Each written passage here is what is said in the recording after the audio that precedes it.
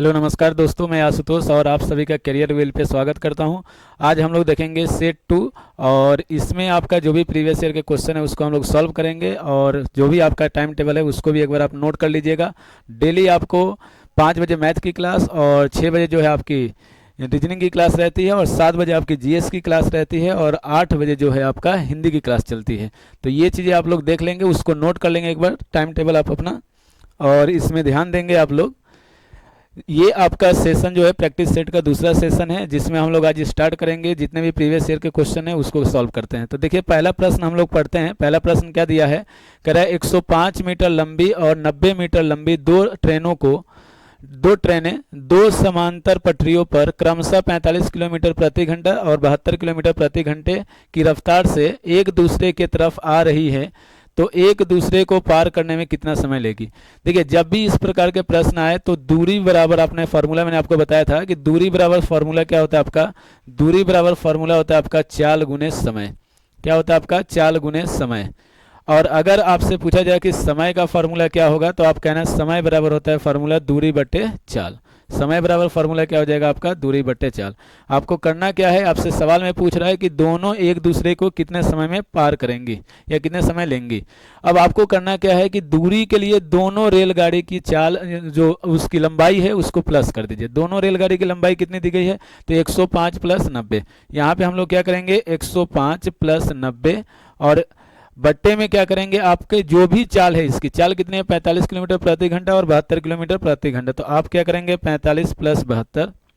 देखिए ये वाला जो है आपका मीटर में है और ये किस में है आपका, ये किलोमीटर में है। तो इसको हम लोग क्या करेंगे, इसको हम लोग चेंज करेंगे और याद रखेंगे क्या आप कि 1 किलोमीटर प्रति घंटा, ध्यान से देखिएगा, 1 किलोमीटर प्रति घंटे में कितने मिनट यानी मीटर प्रति सेकंड होते हैं। तो आप करेंगे 1000 और बटे में कितना 3600, बटे में कितना करेंगे 3600। अब इसको कैंसिल कर दीजिए तो 2 जीरो से 2 जीरो कट जाएगा, ये 5 और ये हो जाएगा आपका 18। तो आप कह सकते हो 5 बटे 18 ये मीटर प्रति सेकंड में होता है। तो कभी भी किलोमीटर को आपको मीटर प्रति सेकंड में बदलना है तो आप क्या करेंगे 5 गुने 18 से गुना करेंगे। तो यहाँ पे क्या करेंगे हम लोग 5 गुने 18 कर देंगे, ऊपर को प्लस कर दीजिए आप, तो ये हो जाएगा आपका 5 9 और 09 हो जाएगा और 195 और ये 18 जो है ऊपर चला जाएगा मल्टीप्लाई में और नीचे आपका कितना हो जाएगा, ये आप जोड़ेंगे 7 और 7 4 11। अब इसको हम लोग कैंसिल कर लेते हैं, कितने बार में चला जाएगा। तो देखिएगा अगर हम लोग इसको कैंसिल करते हैं, देखिए ये आपका एक काट दीजिए, किससे कट जाएगा ये आपका, अगर हम लोग 5 से काटते हैं तो देखिए 5 से इसको करिए तो 5 तिया 15, 5 तिया 15, कितना बचा 4, 5 9 45। 5 से इसको करिए 5 दूना 10, कितना बचा यहाँ पे आपका, तो यानी कि यहाँ पे बच जाएगा आपका, ये 5 से नहीं कटेगा। तो हम लोग एक काम करते हैं, इसको कैंसिल कर देते हैं, ठीक है ना, इसको कैंसिल करते हैं। 1 मिनट,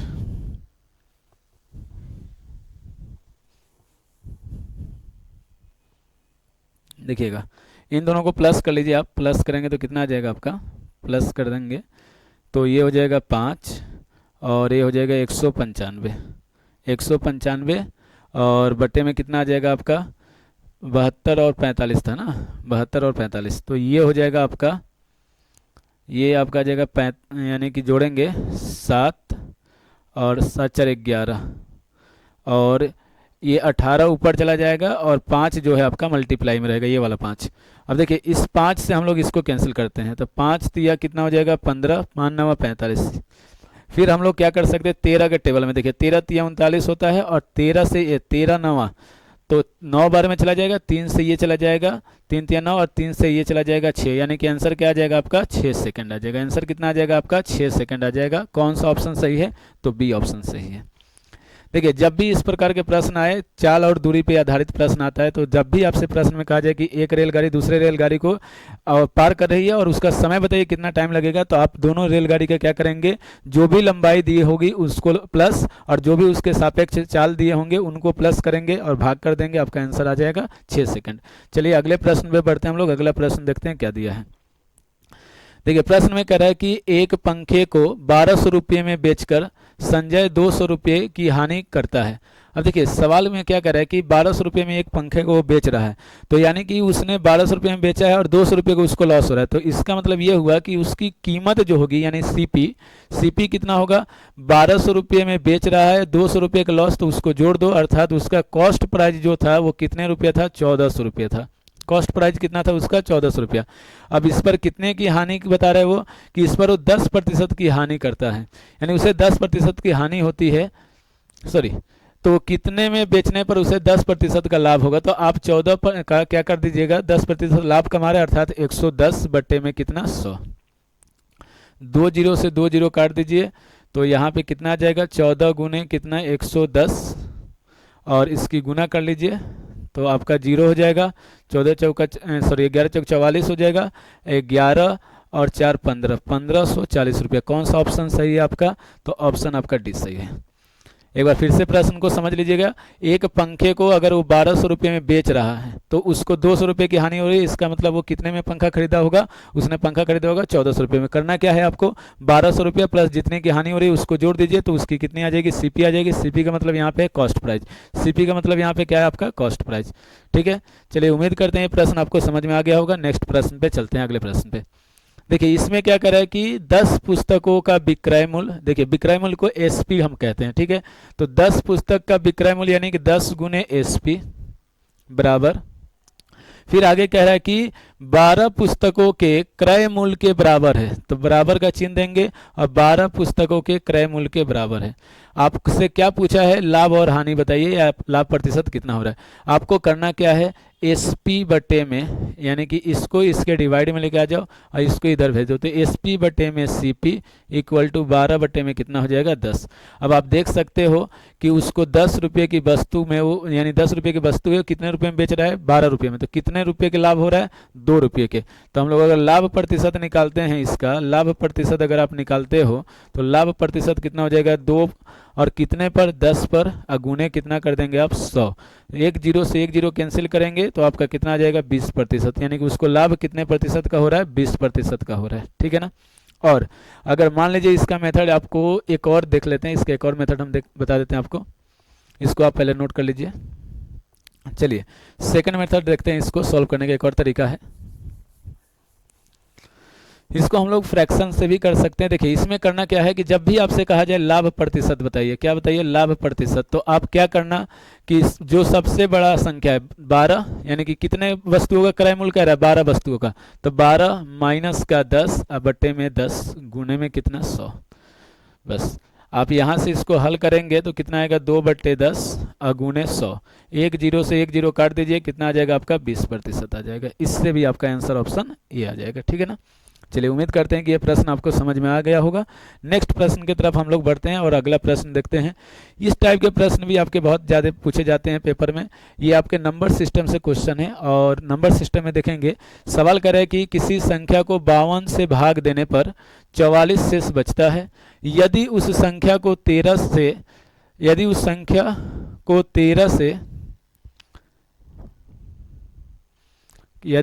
संख्या को 13 शेष बचेगा तो उससे भाग दिया जाएगा। थोड़ा सा प्रश्न इसमें कहीं लग रहा है मिस्टेक है, फिर भी मैं एक बार देख लेता हूँ। कह रहा है किसी संख्या को 52 से भाग देने पर शेषफल जो है आपका 44 बचता है। यदि उस संख्या को 13 से भाग दिया जाएगा तो शेषफल कितना बचेगा। ये सवाल होना चाहिए कि उस संख्या को 13 से भाग देंगे तो शेषफल कितना बचेगा। देखिए एक तो आपको मैं बेसिक मेथड बता रहा हूँ। जो बेसिक मेथड होता है आपने पढ़ा भी होगा, एक फार्मूला होता है। देखिए यहाँ पे हम लोग ये 10th क्लास छोटी क्लासों में आपने पढ़ा होगा। यहाँ पे हम लोग कोई संख्या ले लेते हैं, मान लेते हैं x है, हमने इस संख्या को y से भाग किया और यहाँ पे हमने मान लिया कि z हमारा क्या हुआ, z बार में चला गया, और इसको सॉल्व करके जो यहाँ पे आया वो r मान लीजिए, तो इसको हम लोग कहते हैं भाजक। इसको हम लोग क्या कहते हैं, भाजक। इस बीच वाले को कहते हैं भाज्य, इसको कहते हैं भागफल, और इसको हम लोग कहते हैं शेषफल। तो आपने पढ़ा होगा फार्मूला कि भाज्य बराबर एक फार्मूला होता है आपका। भाज्य बराबर क्या होता है, भाज्य बराबर होता है भाजक गुने भागफल, भाजक गुने भागफल प्लस शेषफल, प्लस शेषफल। तो आप देख सकते हो कि इस फॉर्मूले बेस पर ही ये सवाल है। आपसे सीधा सीधा कह रहा है कि 52 से भाग देने पर 44 शेषफल बचता है। तो इसका मतलब ये है कि हम लोग भागफल जो है कुछ भी मान लेते हैं। देखिए संख्या हमें निकालना है कि वो संख्या कौन सी है, तो संख्या बराबर आप क्या करिएगा, संख्या बराबर भाजक गुने भागफल। तो देखिए भाग यानी कि 52 से भाग दिया जा रहा है, तो 52 से भाग यानी भाजक दिया है आपके पास कितना 52। हमने मान लिया कि इसका जो भागफल है वो के आ रहा है, प्लस शेषफल कितना बच रहा है, तो शेषफल आपका 44 बचा है। शेषफल कितना बच रहा है उसका 44। तो हम लोग यहाँ पे क्या करेंगे, शेषफल लिख देंगे प्लस शेषफल 44। अब सवाल में ये कह रहा है कि अगर इसी संख्या को 13 से भाग करेंगे तो शेषफल क्या बचेगा। तो आपको करना क्या है, देखिए यहाँ पे हम इस 52 को 13 गुने क्या लिख सकते हैं 4 के, प्लस का 44 को हम लोग क्या लिख सकते हैं, बताइए 44 को हम लोग क्या लिख सकते हैं, तो 44 को लिख सकते हैं 39 प्लस का 5 लिख सकते हैं। अब देखिए जरा इसमें से 13 कॉमन है क्या, तो इसमें से हम लोग क्या करेंगे 13 कॉमन करेंगे। तो 13 जैसे आप कॉमन करोगे तो ब्रैकेट के अंदर यहाँ पे क्या बचेगा 4k प्लस का 13 तिया 39 यानी कि 3 प्लस का 5। तो आप देख सकते हो कि इसके मल्टीप्लाई में जो भी संख्या आएगी वो संख्या 13 से विभाज्य है, लेकिन शेषफल क्या बचेगा 5। अर्थात कौन सा ऑप्शन सही है आपका, डी ऑप्शन सही है। ठीक है ना, आप इस बात को नोट करिए। इसका एक और हम तरीका आपको बताते हैं, उस मेथड से आप करेंगे तो सेकंडों में सवाल सॉल्व हो जाता है। करना क्या है, पहले आप इस चीज़ का स्क्रीनशॉट ले लीजिए। चलिए आइए हम लोग देखते हैं इसका सेकंड मेथड।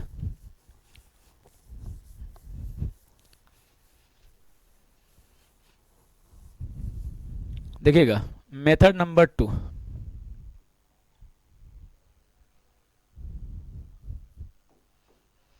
मेथड 2 दूसरा मेथड ये कहता है कि कह रहा है सवाल कि किसी संख्या को 52 से भाग देने पर कितना शेषफल बच रहा है 44।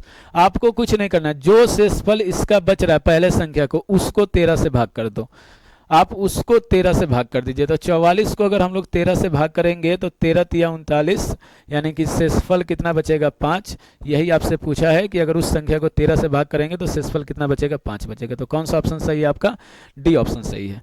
चलिए अगले प्रश्न पे चलते हैं, हम लोग नेक्स्ट क्वेश्चन देखते हैं। अगला प्रश्न क्या है, देखिएगा जरा इस प्रश्न में क्या बोला है, आपसे प्रश्न दिया गया है कि √6 plus √6 plus √6 plus dot dot infinite, ठीक है ना, यानी अनंत तक है। तो कह रहा है कि मान इसका बताइए क्या होगा।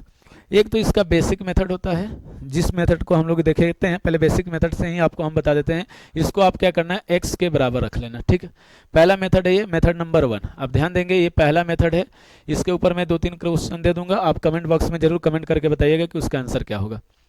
देखिए आपको करना क्या है, दोनों तरफ वर्ग कर दीजिए। आप क्या करिए, दोनों तरफ वर्ग कर दो। दोनों तरफ वर्ग करने पर दोनों तरफ वर्ग कर दीजिए। तो आप दोनों तरफ वर्ग करोगे तो x² equal to √6 plus √6 plus √6 और ये है आपका प्लस डॉट डॉट इन्फिनिटी। तो दोनों तरफ स्क्वायर करेंगे ना, तो एक यहाँ पे x² तो आएगा, एक स्क्वायर से रूट कट जाएगा यानी कि 6 बाहर आएगा। फिर से ये संख्या जो है, जब भी कोई संख्या अगर अनंत तक जा रही है उसको अगर आप स्क्वायर करके रूट हटाओगे तो संख्या फिर से रिपीट होती है। तो अर्थात मैं कह सकता हूँ 6 plus √6 plus √6 plus dot dot infinite, यानी कि ये संख्या दोबारा से रिपीट हो जाएगी। और इसकी वैल्यू अगर हम लोग देखें तो इसकी वैल्यू ही हमने क्या मान रखा था, x मान रखा था। तो यहाँ पे क्या आ जाएगा, x² इक्वल टू, देखिएगा x² इक्वल टू 6 प्लस का x। अब दोनों को इधर अपोजिट साइड लेके आओ। ये देखिए हो सकता है कि आपको लॉन्ग मेथड लगे, लेकिन बेसिक मेथड जब आपको आ जाएगा तो शॉर्ट तो खुद ही आप बना लोगे। देखना यहाँ पे x² minus x minus 6 equal to 0। इसका क्या करना है, फैक्टर कैसे होगा, x² माइनस का 6 आना चाहिए, तो 3x प्लस का 2x माइनस 6 इक्वल टू 0। अर्थात x माइनस 3 कॉमन करेंगे अब प्लस 2 इसमें से, तो x माइनस 3 इक्वल टू 0। हम लोग इसको सॉल्व करेंगे तो देखेंगे x प्लस 2 और x माइनस 3 इक्वल टू 0। अर्थात x प्लस 2 इक्वल टू 0 करोगे तो x बराबर आएगा -2 और एक आ जाएगा x प्लस 3 इक्वल टू 0। तो आपका x बराबर आ जाएगा माइनस का, सॉरी यहाँ पे माइनस है,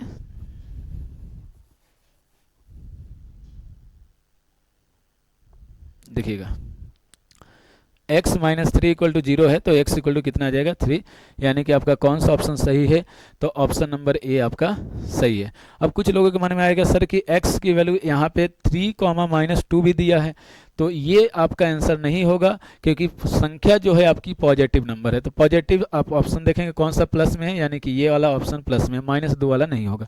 तो कौन सा ऑप्शन सही है आपका, डी ऑप्शन है। मुझे समझ में आ रहा है कि आपको ये लॉन्ग लग रहा होगा, ये बहुत बड़ा मेथड लग रहा होगा, लेकिन मैं इसका शॉर्ट ट्रिक बताऊंगा। आप देख के प्रश्न को सेकंडों में लगा सकते हैं। अब इस प्रश्न को हम सेकंडों में कैसे कर सकते हैं, तो पहले आप इसका बेसिक मेथड का स्क्रीनशॉट ले लीजिए, फिर हम लोग इसके नेक्स्ट मेथड का देखते हैं, यानी कि मेथड नंबर 2।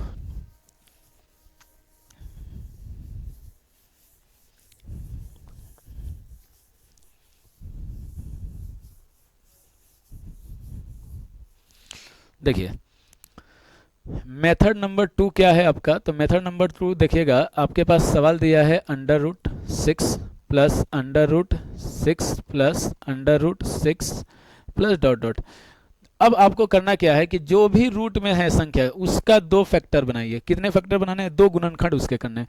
और जब भी आप 2 गुणनखंड करना तो उनका अंतर होना चाहिए 1 का। अंतर कितने का आना चाहिए, 1 का अंतर। तो अब आप बताओ 6 का गुणनखंड क्या होगा, तो आपका हो गया सर 3 और 2, क्योंकि 3 और 2 गुना करेंगे 6 आएगा, इसका गुणनखंड भी है, और अंतर कितने का आना चाहिए, 1 का अंतर आना चाहिए। तो अगर आपका ये गुणनखंड हो गया, अब ध्यान देने वाली बात सुनना, अगर आपका सवाल जो है अगर ये प्लस में दिया है सीरीज, तो आपका जो बड़ा वाला संख्या होगा वही आपका आंसर हो जाएगा, अर्थात आंसर क्या होगा इसका 3 हो जाएगा। ठीक है, चलिए कुछ प्रश्न मैं आपको दे देता हूं, आप उसको कमेंट बॉक्स में कमेंट करिएगा। क्वेश्चन लिखिएगा, क्वेश्चन नंबर 1 आपके पास सवाल है √12 plus √12 plus √12 plus dot dot infinite. ये फर्स्ट क्वेश्चन है। ऑप्शन आपको मैं लिख दे रहा हूँ, ऑप्शन ए है आपके पास 4, ऑप्शन बी है आपके पास 3, ऑप्शन सी है -4, ऑप्शन डी है -3। नेक्स्ट सवाल देखिएगा आप लोग, क्वेश्चन नंबर 3, जो कि आपके पास सवाल है 56 माइनस √56 माइनस √56 और माइनस का √56 और ये है आपका डॉट डॉट डॉट इनफाइनाइट। देखिए इसका ऑप्शन है 8, ऑप्शन बी है 7, ऑप्शन सी है आपका 8, ऑप्शन डी है आपका 56। एक क्वेश्चन और देखते हैं, आप एक क्वेश्चन और लिखिएगा। अगला प्रश्न है आपका क्वेश्चन नंबर 4। इस टाइप के कोई भी प्रश्न अगर आता है तो आपको यही मेथड अप्लाई करना है जो मैंने आपको बताया, शॉर्ट मेथड। आप शॉर्ट मेथड से इसको कर सकते हैं बहुत आसानी से। अब देखिए इसमें आपको ध्यान क्या रखना है, जब भी अगर सीरीज माइनस में दिया होगा तो इसका फैक्टर जो होगा उसमें से छोटा वाला संख्या ही आपका आंसर हो जाएगा, ये बात ध्यान रखेंगे। एक प्रश्न और हम लोग देख लेते हैं, एक प्रश्न और मैं क्या दे देता हूँ आपका, ये 3 है और ये क्वेश्चन नंबर 4। एक प्रश्न और हम लोग देखते हैं, वो प्रश्न है आपका, देखिएगा प्रश्न है आपका 56 plus √56 plus dot dot infinite. इसका भी आप लोग कमेंट, इसका ऑप्शन मैं यहाँ पे लिख देता हूँ 2 है, ऑप्शन बी आपका 3 है, ऑप्शन सी आपका 4 है, ऑप्शन डी आपका 6 है। इसका ऑप्शन ए जो है आपका 56 है, ऑप्शन बी जो है आपका ये 4 है, ऑप्शन सी जो है आपका 7 है और ऑप्शन डी जो है आपका 8 है। तो आप इसके कमेंट बॉक्स में कमेंट करिएगा और इसका बताइएगा कि कौन कौन सा किसका आंसर होगा। चलिए नेक्स्ट सवाल पे चलते हैं हम लोग, यानी कि अगला प्रश्न हम लोग देखते हैं क्या है अगला प्रश्न। देखिए सवाल कह रहा है कि ए और बी के काम करने की दर, तो देखिए ए और बी, तो ए और बी इन दोनों के काम करने की जो दर है वो कितनी दी गई है, वो दिया है आपका 1 का दिया है 2, तो अनुपात का चिन्ह जब भी हटाएंगे, देखिए यहाँ पे अनुपात लगा है तो x से मल्टीप्लाई कर दीजिएगा, और इसका कितना दिया है 3x। अब हमसे कह रहा है कि उनके द्वारा काम पूरा करने में लिए गए दिनों का अनुपात क्या होगा। तो आप याद रखिएगा कार्य और आपका समय जो होता है एक दूसरे के इन्वर्सली प्रोपोर्शनल होते हैं। अगर कोई आपसे कहे कि वर्क क्या होता है तो आप वर्क को कहना कि 1/टाइम होता है। वर्क क्या होता है 1/टाइम, यानी कि कार्य जो होता है समय का क्या होता है व्युत्क्रमानुपाती होता है। अर्थात अगर आपके पास, चलिए इसको ऐसे लिख लेते हैं, देखिएगा जरा, इसको हम लोग लिखते हैं ए और बी के अनुपात की क्या दिया है, क्षमता दी गई है। क्षमता समझते हैं ना आप लोग, जो इसके कार्य करने की क्षमता है वो कितनी है, 2:3। हमसे क्या पूछा है, समय क्या लगेगा। समय में क्या करना है, मैंने अभी बताया कि वर्ग क्या होता है आपका, समय का व्युत्क्रमानुपाती होता है, अर्थात आप इसको उल्टा ले लीजिए, 3:2 क्या हो जाएगा, 2। तो आपसे यही पूछा है, कौन सा ऑप्शन है, 3:2, ऑप्शन नंबर डी। ठीक है ना। कभी भी प्रश्न इस टाइप के आए जिसमें आपके पास उसके कार्य करने की क्षमता दी गई है, समय पूछे, तो आप उसका उल्टा ले लेना, तो ऑप्शन डी हो जाएगा। चलिए नेक्स्ट प्रश्न पे चलते हैं, अगला प्रश्न देखते हैं क्या है। देखिए प्रश्न कर रहा है कि दो धनात्मक संख्याओं का अनुपात 3:4 है। तो देखिए दो संख्या हम ले लेते हैं, पहली संख्या और ये दूसरी संख्या, इनका अनुपात कितना दिया है, 3:4। मैंने अभी 2 मिनट पहले यही बताया, अनुपात का अगर चिन्ह हटाते हो तो आप क्या लोगे, किसी वेरिएबल से मल्टीप्लाई। हमने क्या कर दिया कि इसको पहली संख्या को 3x ले लेते हैं और इसको 4x ले लेते हैं।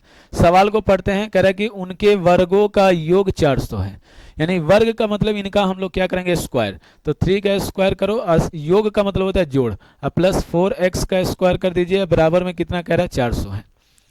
3 का स्क्वायर होता है आपका 9 और x का स्क्वायर करेंगे x स्क्वायर, 4 का स्क्वायर होता है 16, x का करेंगे x स्क्वायर बराबर 400। आप इसको जोड़ोगे तो कितना हो जाएगा, 25, 16 9 25, x स्क्वायर बराबर 400। आपको पता है 25 चौका 100 होता है, यानी कि कितने बार में चला जाएगा आपका, ये चला जाएगा यहाँ पे 400, सॉरी ये चला जाएगा आपका 16। देखिए 25 8 200, आप 25 16 करोगे तो आपका आ जाएगा 400। तो एक्स स्क्वायर बराबर कितना आ जाएगा आपका 400, तो एक्स बराबर कितना आएगा आपका, एक्स बराबर आ जाएगा आपका √16 अर्थात 4 आ जाएगा। x का मान 4 आ गया। हमसे सवाल में कह रहा है कि संख्याओं का योग कितना होगा, तो इन दोनों का योग कर दो आप। तो 4 और 3 कितना हो जाएगा भाई, 4 और 3 आपका हो जाएगा 7, यानी कि 4x + 3x करोगे आप, 3x + 4x, तो ये कितना आएगा 7x। अब x का मान कितना है, तो 4 गुना कर दीजिए तो 28। तो कौन सा ऑप्शन सही है, ए ऑप्शन सही है। तो इस टाइप के कभी भी प्रश्न अगर आपको देखने को मिले, आपको क्या करना है कि उन संख्याओं का क्या करेंगे, अनुपात को अलग अलग करेंगे और फिर सवाल के अकॉर्डिंग कि उनके वर्गों का योग बोला है, तो 3 का स्क्वायर 9 होता है, 9x स्क्वायर, 4 का स्क्वायर 16 होता है, अब बराबर में 400। अब 16 और 9 कितना होता है, 25, 25 के टेबल में 400 कितने बार में आता है, 16 बार में। x का मान निकालेंगे तो कितना आएगा 4। अब आपसे कह रहा है सवाल में कि उन संख्याओं का योग बताइए, तो आप कभी मत करना कि यहाँ पे 4 3 12 फिर 4 4 16 फिर जोड़े, दोनों संख्याओं का योग करो, जो आएगा उसमें 4 से गुना कर देना, तो आपका आंसर प्राप्त हो जाएगा। ठीक है, चलिए अगले प्रश्न पे चलते हैं हम लोग, अगला प्रश्न देखते हैं क्या है। देखिए सवाल कह रहा है कि यदि बिक्री मूल्य पर 10% की हानि होती है तो लागत मूल्य पर हानि की दर क्या होगी। अब देखिए लागत मूल्य का मतलब ये होता है कि कॉस्ट प्राइस पे क्या हानि होगी। उसने बोला कि बिक्री करने पर उसको 10% की हानि हो रही है, तो आपको मैं इसको फ्रैक्शन मेथड बता देता हूँ। फ्रैक्शन मेथड क्या है, ध्यान से देखना जरा। मेथड नंबर 1, कोई वस्तु अगर 10 रुपये की हानि हो रही है तो अर्थात माइनस में, तो इसको यानी फ्रैक्शन में क्या लिखोगे, 1/10, चिन्ह लगाना माइनस का, यानी कि ये जो है इसका, ये इसका सीपी है, ये इसका क्या है सीपी, और उस पर इसको कितने की हानि हो रही है, 1 रुपये की हानि हो रही है, अर्थात ये इस सॉरी ये सीपी नहीं है एसपी है, क्योंकि बोला है विक्रय मूल्य पर ना, तो ये इसका एसपी है, ये इसका क्या है एसपी है। तो आपको क्या निकालना है, कॉस्ट प्राइस निकालना है। तो कॉस्ट प्राइस क्या हो जाएगा आपका, आपने फॉर्मूला पढ़ा होगा, हानि बराबर क्या होता है, हानि बराबर होता है आपका क्रय मूल्य माइनस विक्रय मूल्य, यानी कि जब भी हानि होता है तो हम लोग क्या करते हैं, क्रय मूल्य में से विक्रय मूल्य को माइनस करते हैं। तो अगर मुझे क्रय मूल्य निकालना है तो हम लोग क्या कहेंगे, एसपी, यानी कि विक्रय मूल्य प्लस का हानि, विक्रय मूल्य प्लस का हानि। तो अब देखिए जरा, विक्रय मूल्य उसका जो है वो कितना है, विक्रय मूल्य उसका जो है 10 रुपया है, और हानि कितने की हो रही है, 1 रुपये की, अर्थात उसका कॉस्ट प्राइस जो होगा वो कितना हो जाएगा, 11। अब हमसे यही बोला है कि उसके लागत मूल्य पर कितने प्रतिशत की हानि हो रही है, तो लागत मूल्य उसकी कितनी है, 11 रुपये। कितने की हानि हो रही है उसको, 1 रुपये की हानि हो रही है। तो हम लोग कह सकते हैं कि हानि प्रतिशत जो होगा इसका, हानि प्रतिशत जो होगा इसका 1 रुपये पर कितने से 11 अगुने कितना करेंगे 100, अर्थात आपको पता है 11 9 99 और 9 11 से 9 बार में तो 1 बचेगा, कितना बचेगा 1, यानी 9 सही, देखिएगा 9 सही 1/11%। तो कौन सा आपका सही है? 9 सही, 1/11%, यानी कि ऑप्शन नंबर बी सही है। ठीक है, चलिए नेक्स्ट प्रश्न पे चलते हैं हम लोग। अगला प्रश्न देखते हैं, अगला प्रश्न क्या है आपका। देखिए सवाल कह रहा है कि ध्वनि 333 मीटर प्रति सेकंड की गति से यात्रा करती है। यदि बादलों के गरजने की आवाज बिजली की चमकने के 10 सेकंड बाद सुनाई देती है तो दूरी ज्ञात कीजिए। देखिए यहाँ पे सीधा सीधा प्रश्न में कह रहा है कि मीटर प्रति सेकंड यानी गति है, तो इसको आप कह सकते हो कि चाल है। चाल कितनी है? तो ध्वनि की चाल है आपका 330 मीटर प्रति सेकंड है। कितना है? 330 मीटर प्रति सेकंड है। 10 सेकंड के बाद उसको सुनाई दे रहा है, तो यानी कि समय जो है आपका, समय जो है वो कितना दिया है? 10 सेकंड। समय जो दिया है आपका वो कितना दिया है? 10 सेकंड। समय कितना दिया है आपका? 10 सेकंड। तो देखिए दूरी पूछी गई, आपको अभी पढ़ाए थे फॉर्मूला, दूरी बराबर क्या होता है? चाल गुने समय। दूरी बराबर क्या होता है? चाल गुने समय। तो हम लोग यहाँ पे क्या ले लेंगे? चाल है 330 और समय है 10, गुना करोगे 3300 मीटर प्रति सेकंड आ जाएगा। जबकि आप ध्यान से देखिए ऑप्शन में सारे ऑप्शन किस में है? किलोमीटर प्रति, यानी किलोमीटर में है। तो आप क्या करेंगे, ये सेकंड से सेकंड कट जाएगा, ये आपका जो आएगा दूरी मीटर में आएगी। किस में आएगी? मीटर में। ठीक है ना, हमें किस में चेंज करना है इसको? किलोमीटर में। तो आपको पता है 1 मीटर में कितने किलोमीटर? 1000। तो 1000 से आप क्या करो, इसको भाग कर दो। तो 1000 से भाग करोगे, देखिए 2 जीरो से 2 जीरो कट गया, एक संख्या के बाद आप क्या करेंगे? दशमलव लगाएंगे, यानी 3.3 किलोमीटर आ जाएगा। तो आपका आंसर कौन सा है? 3.3 किलोमीटर, बी ऑप्शन सही है। तो आपको इसके पहले भी एक सवाल मैंने इसका करा रखा है, तो दूरी और चाल से सवाल जरूर देखिएगा, आपके सवाल जरूर आते हैं पेपर में। चलिए अगले प्रश्न पे चलते हैं हम लोग, अगला प्रश्न देखते हैं। देखिए अगला प्रश्न कर रहा है कि कितनी राशि पर 2 वर्ष यानी कि समय दिया है। क्या दिया है? ये आपका समय दिया है। समय कितना दे रहा है? समय को हम टी से व्यक्त करेंगे, तो टी दिया है 2 वर्ष। टी कितना दिया है? 2 वर्ष। फिर कह रहा है कि आर प्रतिशत पर, यानी कि उसकी दर दिया है। दर कितना दिया है? आर प्रतिशत, जिसको रेट कहते हैं हम लोग। ये समय है आपका, ये आर प्रतिशत दिया है। तो कह रहा है साधारण ब्याज जो है उसका, यानी सिंपल इंटरेस्ट, SI, जिसको हम लोग सिंपल इंटरेस्ट यानी साधारण ब्याज कहते हैं, और ये कितना दिया है? आर दिया है। तो हमसे क्या पूछा है? कितनी राशि पर, यानी कि हमसे राशि पूछा है कि वो राशि कितनी होगी।